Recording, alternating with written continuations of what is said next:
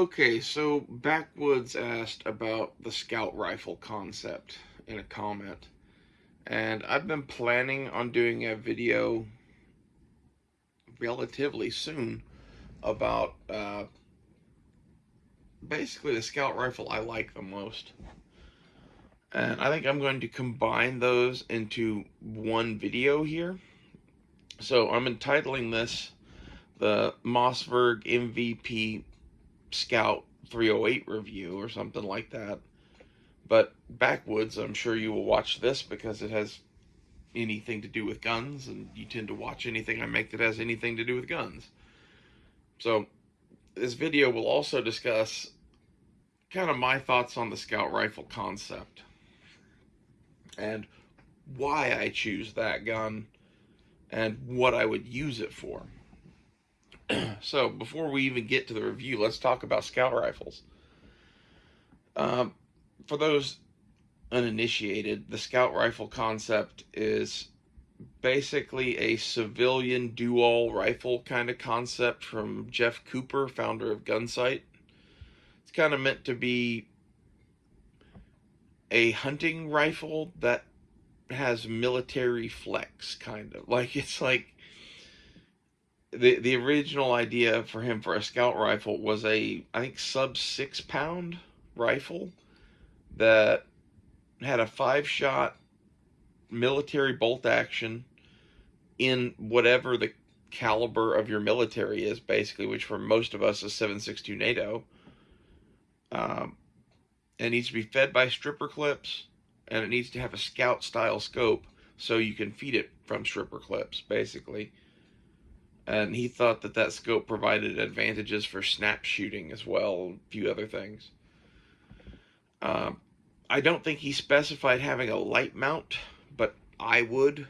Like, imagine a hunting rifle that you have set up to do home defense. That's how I would look at this gun. And as such, I'd have a way to shoot up close. I'd have a fucking light on it. It needs a sling. For my own version of the scout rifle concept, to me, like, I don't think of Jeff Cooper's ideas on the subject as being really all that relevant anymore. Because basically, the scout rifle that everybody carries is a 5.56 AR-15. So the concept that I kind of came up with as my own version of the scout rifle type of thing is, I call it a bag gun or a World War II sniper rifle. And the reason I call it a bag gun is because, generally speaking, I carry a drag bag that I keep my go-to gun in, or at least this is what I did for years and years and years. And in one side of that will be an AR-15. Well, it's a 2-gun bag, so what do you put in the other half of the bag? And there becomes the question, right? And the answer that I came up with was some flavor of scout rifle set up more to do what I need it to do, which is kind of be a World War II sniper rifle.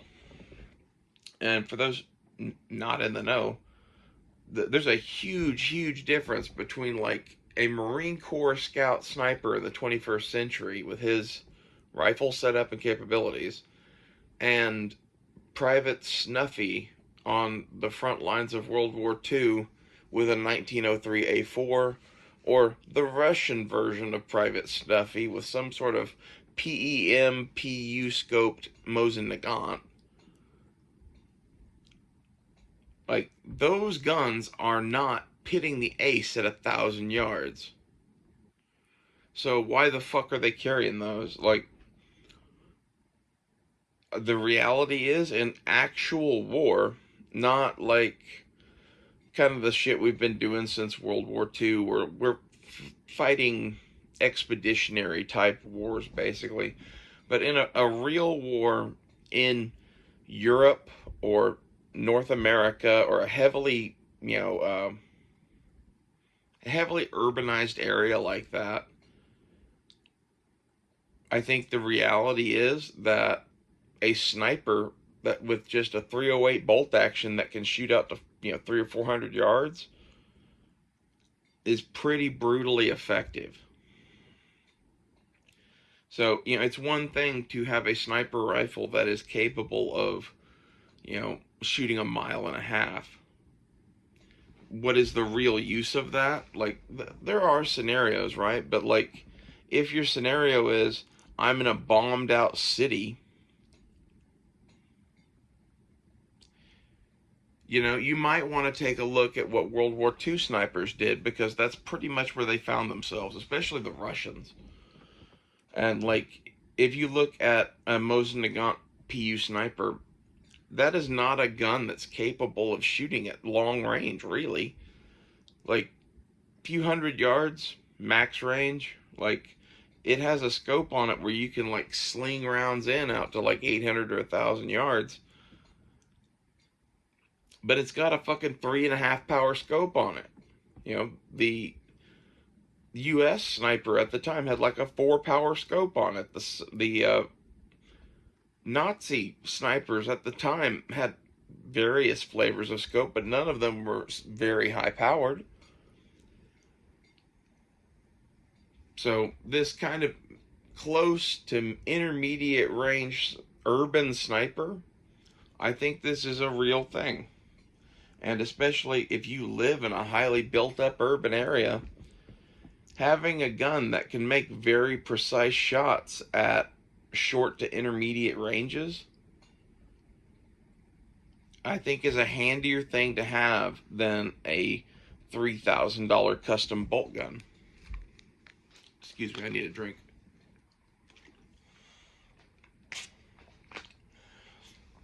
And for those of you going, "Nah, man, you need the sniper rifle," what are you doing?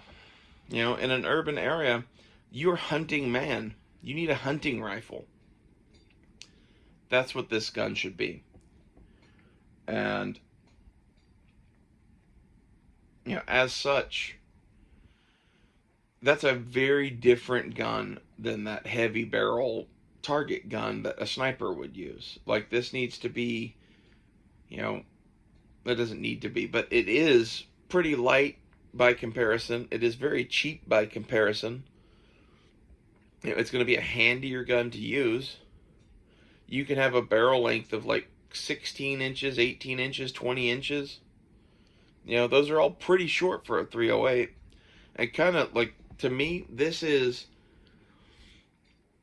we wanted to put a 308 battle rifle in the bag, but didn't have the money or the weight. So we have this instead. And, it is hopefully a 7.62 NATO chambered gun. That is, probably in a 18 or 20 inch barrel. That would be my preference. With threaded barrel with a flash hider, backup iron sights, some sort of detachable mag system that makes sense and has cheap and readily available magazines. And it needs to be accurate enough to do the job, which in my estimation, 1 MOA would be what I would want. 2 MOA would be acceptable. And the gun that I pretty much just outlined for you is the Mossberg MVP Scout Rifle. It has PEEP iron sights, which is one of my personal requirements, because basically I don't want to waste a red dot on this gun. If it didn't have PEEP iron sights, I would have to put a red dot on my scope, and because it has PEEP iron sights on it, I can use a set of Leupold Rifleman see-through rings that are pretty cheap. I think they're like 20, 25 bucks. Maybe 30 or 35 bucks now. Like, prices have changed so much in the last few years. Who knows how much anything is, but you use a set of those, and then you can just sight through your rings like you do on like a lever action 30-30. Like this setup was real common when I was growing up for deer hunting. Like my grandfather had a couple of them. His buddies had very similar guns that it was like a Marlin 336 with see-through rings, so that you had a 3x9 scope and iron sights. And that is the setup that I'm trying to replicate. I happen to think it's pretty good at what we need it to do. You know, mounting a fucking red dot high above center line on an AR-15 or something can make a lot of sense. On a bolt gun, I think it makes less sense. And iron sights will do. It's kind of my take on it. And this gun, part of its premise is to be light, light, light, because if you're carrying it and using it, you're probably carrying two guns. You know, this and a lightweight AR-15, you're probably carrying both of those. You know, this thing slung and maybe using the little AR-15 to sneak around. But the advantages of this gun to me are it being bolt action, hopefully one MOA, and having a pretty nice trigger. For taking one or two really precise shots, I think it would be a better gun than most AR-15s, especially than the kind of like PDW blaster carbine type of shit that I kind of usually tend to run. Like most of my shit in terms of AR-15s tends to be 11.5 inch AR pistol, or like a 14.5 16-inch gun. And most of those are going to have red dots on them. Maybe a scope red dot combo on some of the longer ones. So it's kind of meant to go with those kind of guns. And as far as why 308 over 5.56, basically, if you're taking one shot at a man, even if it's only at 250 yards or so, you're going to be lucky to get a shot to hit him once. You need a round that's going to drop his ass. 5.56 has the advantage of being able to spray a whole bunch of rounds and hit him multiple times. Up close, that's real handy. At 250 to 400 yards, less so. And I kind of want a gun that's set up to take one rather well-aimed shot at intermediate ranges and just drop a man. Not to mention the gun can be used for like deer hunting and shit too. And this is like some of the versatility that's built into my shit is I don't necessarily know that we're going into combat tomorrow, but my shit is rigged in case we are. But I have other things that I need to do. So like my AR-15, for example, like it doesn't have a CQB upper. It has a survival upper. It doesn't have a go to war upper or general purpose upper. It has a deer hunting upper. Do those uppers have a lot of shit in common with those other things that I mentioned? Yeah. But it is a slightly different philosophy, And you build a slightly different gun when you're going to be using it for everyday tasks in addition to combat.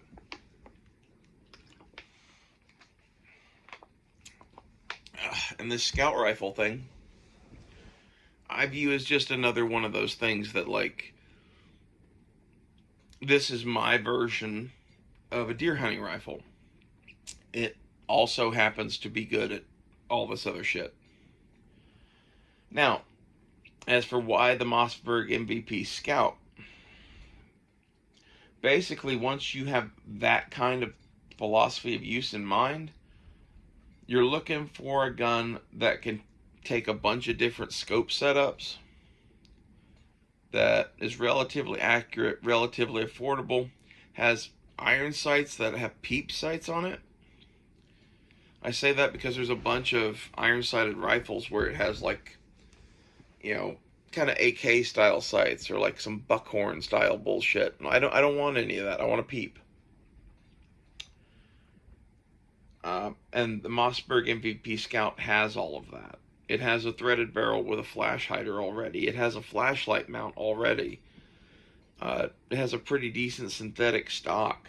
It has sling mounts built in already. Like, basically, it is the bag rifle that I just described, and it is ready to run out of the box. And it's MSRP on those is $755, but street price on them is like $600, something like that. It's a very affordable gun, and this is where that 308 Remington 700 heavy barrel custom thing that you'd love to have. How much is that thing cost? Yeah, like, I don't know. If you just bought a Remington 700 Police, it's probably $1,200. If you go any fucking fancier than that, it's the moon. 2, 3, 4, 5, 6 grand, 10 grand, whatever you want to spend. So what do you really need the gun to do? Like, I need a deer hunting rifle that is capable of slinging 308 out to, I don't know, intermediate ranges. And for me, the MVP Scout does that very well. Also, I like the magazine system on the MVP. It's set up to do AR-10 mags or M14 mags.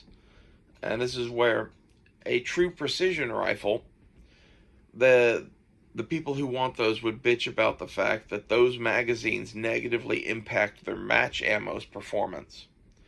Because, 7.62 NATO ball is made to where the bullet doesn't fucking move into the neck or get fucked with by those magazines. However, when you're hand loading precision loads, they fuck with those loads. Basically, they don't seal the neck as well, I think, is part of the problem, and it does fuck it up shit to their fucking rounds. Anyway, they like Accuracy International pattern magazines. Those magazines are fucking expensive.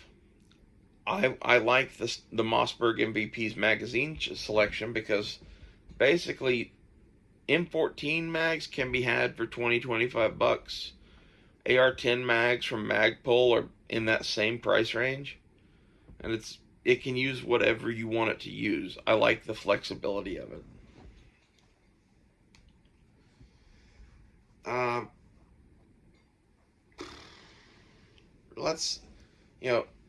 I owned one of these MVP Scouts several years ago, and I set it up with a 3-9 hunting scope. I think it was a Weaver Caspa, or maybe a Leupold Rifleman, something along those lines. And I set it up in a set of see-through rings, and put a sling on it, camo painted the stock.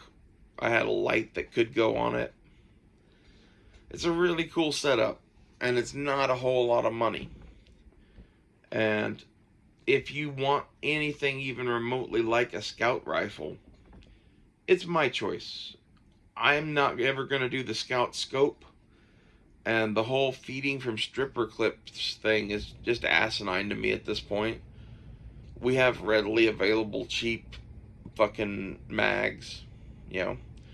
I would not buy something that took a proprietary expensive magazine like the Steyr Scout or an Accuracy International pattern mag even.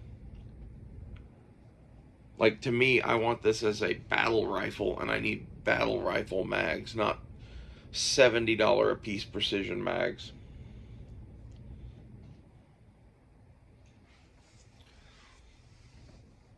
I don't know, Backwoods. I hope this sufficed for your Scout rifle video. These are kind of my thoughts on it, and it is sort of a review of this Mossberg MVP Scout at the same time, because to me, to talk about the Scout rifle concept, we're talking about all the rest of this garbage, and if you're going to talk about the MVP Scout, like, in order to get why I like that gun, you have to get it where I'm coming from the Scout rifle concept at. And basically, I want a regular scope. I want detachable magazines. I want a threaded barrel with a flash hider, or a suppressor if you can get one, but like, at the very least, a flash hider.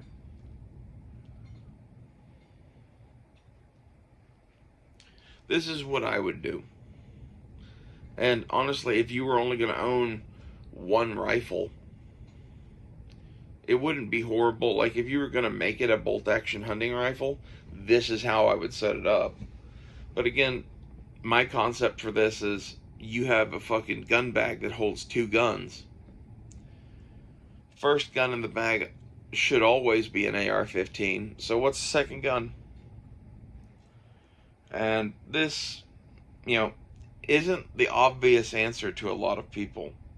A lot of people would be like, some fancy sniper rifle or some AR-10 or G3 type of thing, maybe even. Most people wouldn't think, oh, I'm going to get a Ruger American in fucking 308 and put iron sights on it or some shit. Or get this Mossberg thing. And I would really like to see Ruger make the Ruger American version of this same gun, because I like the Ruger American and I think the gun would be more accurate, and it would probably be a little cheaper even. But for some reason Ruger won't put iron sights on the Ruger American, and they don't make exactly this thing, and Mossberg does. And Mossberg makes it take M14 mags too, which, I don't know, if I was going to buy this gun again and run it, I would buy 5 20-round M14 mags and call it a day. I wouldn't even bother with the AR-10s. The AR-10s in it are kind of loose. It never affected the function of the gun, but I think it's weird and annoying that the mags are loose, whereas the M14 mags are tight. Not tight as in hard to get in and out, but they don't rattle and move. For me, the gun shot about an inch and a half at 100 yards, so kind of in between that 1 and 2 MOA range.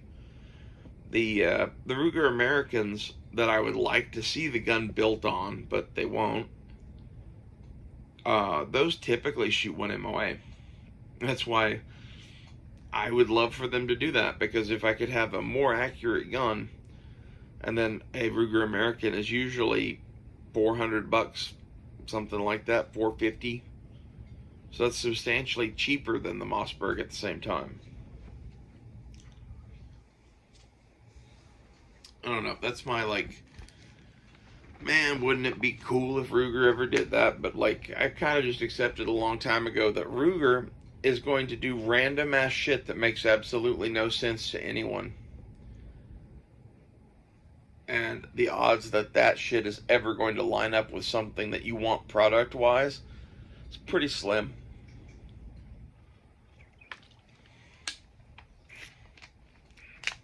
Whereas I've kind of found with Mossberg, they tend to make exactly the thing that I want. I've done it several times. That 590 Shockwave comes to mind. Well, what do you think of my World War II sniper rifle concept? What do you think of the Scout rifle concept, or the MVP Scout? Tell me below. Backwoods, if you want to watch more on this, I have a video on a Ruger M77 International that was set up to do this. And I think it says something about the Scout rifle concept in it. If you search Peter Six Nut Scout rifle concept, it'll be like the #1 video that comes up. Oh, and this one now. So, tell me what you guys think, and I'll see you later. Bye.